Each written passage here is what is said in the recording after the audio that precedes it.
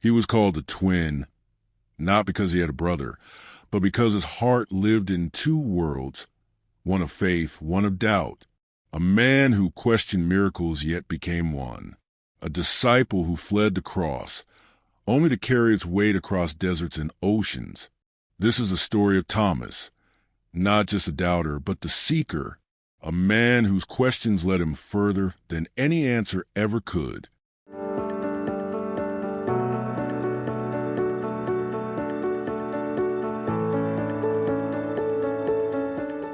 Thomas grew up by the Sea of Galilee, where the waves taught him to dream. While his father scolded him for laziness, "Work, boy, the fish won't catch themselves."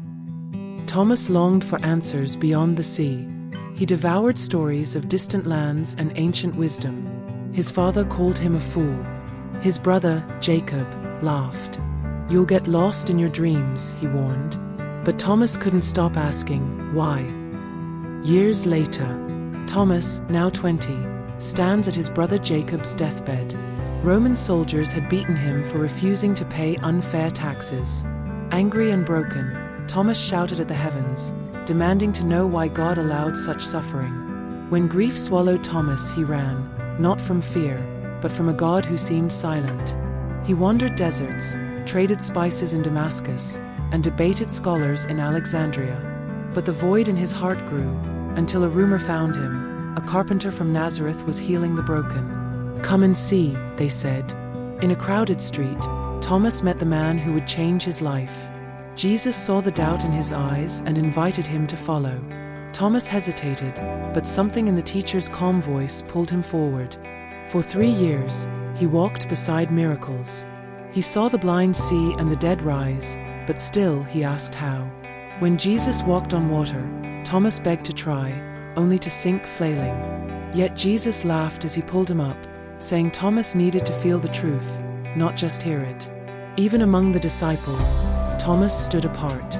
While Peter boasted of loyalty, Thomas demanded answers. If Jesus dies, what then? He challenged. "Why must you question everything? Just believe." Peter said, "Because I need to know.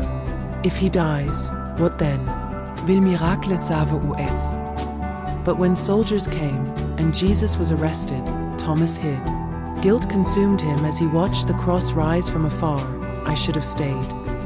But 3 days later, the disciples claimed Jesus lived.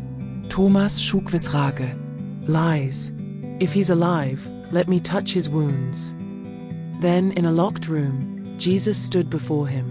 Thomas's fingers brushed the scars on his hands and side. Overcome, he fell to his knees, calling him my Lord, my God. "Forgive me." Jesus gently replied, "You needed to see.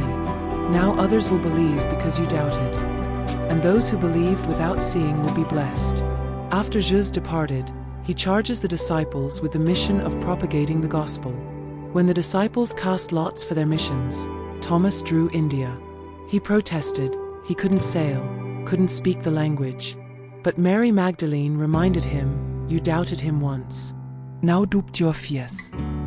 Reluctantly, he boarded a ship. Pirates robbed him, storms nearly drowned him, yet Thomas clung to one lesson: God walks with the lost. In Kerala, India, Thomas was a stranger. Children mocked his accent. His words stumbled, but his hands spoke louder. He dug wells for the thirsty, healed the sick, and sheltered outcasts. Slowly, the people called him Ma Thoma, Father Thomas. But kings and priests grew wary. A foreign god threatened their power. When King Gondophares summons Thomas, tossing him a bag of gold, ordered him to build a palace, Thomas used the gold to feed the poor instead. When the king demanded his palace, Thomas said, "It waits for you in heaven." Enraged, the king jailed him, until a miracle changed everything. The king's brother, Gad, dreams of a golden palace filled with the poor. He begs for mercy. He told his brother, "Your palace is real, brother, but only the humble can enter." The king freed Thomas, but danger lingered. A priest named Vimal plotted, "This foreigner must die." Years passed. Thomas, now white-haired, still asked questions. A boy once asked why people hated them. Fear turns hearts to stone, Thomas replied, but love is a chisel. On ahiltopet don, soll dir's kem. Thomas didn't run. A spear pierced his side, mirroring his Lord's wound.